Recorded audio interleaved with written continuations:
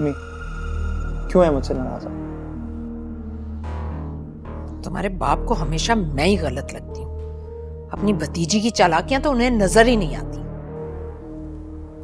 क्या हुआ? इफ्रा madam demand कर रही है कि डिमांड? क्या डिमांड है उसकी?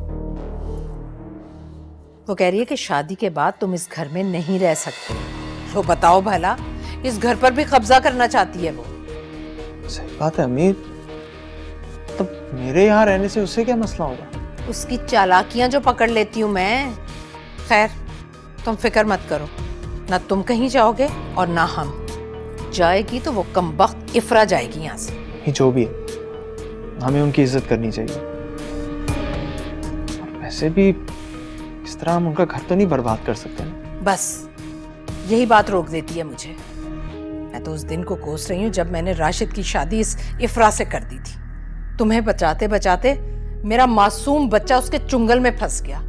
सब कुछ उसने अपने कब्जे में कर लिया। मैं देखिए, आप परेशान मत हो। और अगर आप कहती हैं तो मैं इफ्रा से बात करके देखता हूँ। नहीं नहीं, तुम्हें उस लड़की के मुंह लगने की जरूरत नहीं है। मैं देख लूंगी सब खुद। और तुम ना अपनी शादी की फिक्र करो। बल्कि मैं तो कहती हूँ उरूज के घर जाओ, उसे पिक करो और खाने पर ले जाओ उसे। अम्मी आज तो खैर नहीं हो सकता, आज मुझे आजर की तरफ जाना है। आजर की तरफ बाद में चले जाना जवाद। मैं तुमसे कह रही हूँ ना, तुम जाओ उसे लेकर जाओ बाहर। अम्मी बस कोई बात नहीं सुनूंगी तुम्हारी, जाओ तुम। बल्कि मैं उसे फोन करती हूँ रूज को कि तुम उसे लेने के लिए आ रहे हो, तैयार रहे। और तुम भी जाओ, चेंज करो। हुलिया देखो क्या बना रखा है तुमने। जाओ।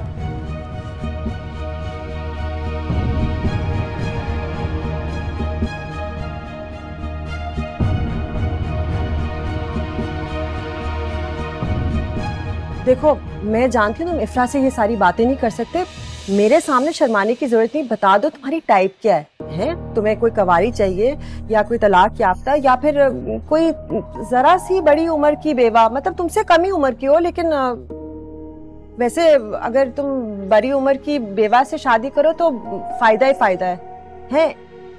माशाल्लाह सवाब एक जगह और जहन भी तो मिलेंगे ना। ये जो आजकल की लड़कियां हैं वो तो, अब नंद है मेरी, उसकी बेटी अरूज रह रही है ना मेरे पास। तौबा, सुबह से लेकर रात तक मेकअप और फोन पे बात करने के अलावा तीसरा काम आता ही नहीं है।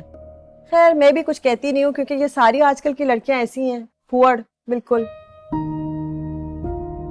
देखिए आप क्यों खामखा मेरे लिए अपने आप को मुश्किल में डाल रही हूँ?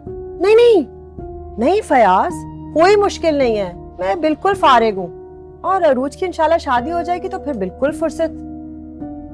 वैसे अल्लाह बख्शे साबिर को भी बरसों हो गए अल्लाह को प्यारे हुए, तभी से अकेली रह रही हूँ मैं, बिल्कुल तन्हा। इसलिए मैं सोच सकती हूँ कि तुम किससे गुजर रहे हो। अकेला रहना आसान नहीं है। जब दिल और घर वीरान हो जाए ना तो दीवारें काटने को आती हैं। और वैसे भी देखो ना, तुम्हारे पास कौन है जिससे तुम अपने दिल की बात कर सकते हो। अब बार बार तुम इफ्रा के घर भी नहीं जा सकते, वो भी बुरा लगेगा। कसम से फयाज, मुझे तो लगता है कि मुझसे बेहतर तुम्हें कोई नहीं समझ सकता। हम दोनों एक ही राह के राही हैं ना।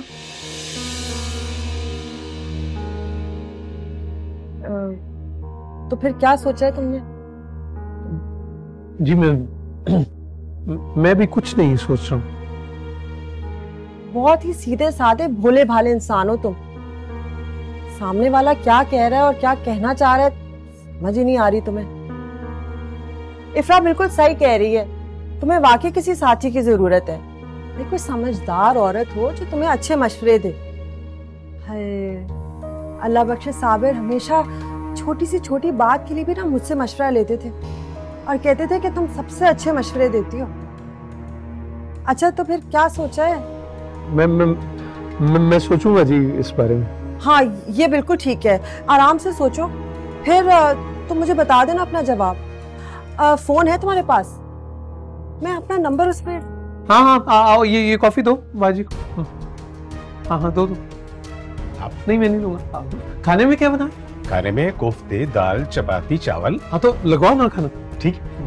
सलाद मैं खुद बना लूंगी। अच्छा ठीक। देखो जरा खाने का वक्त हो गया। हाँ, आप बैठे।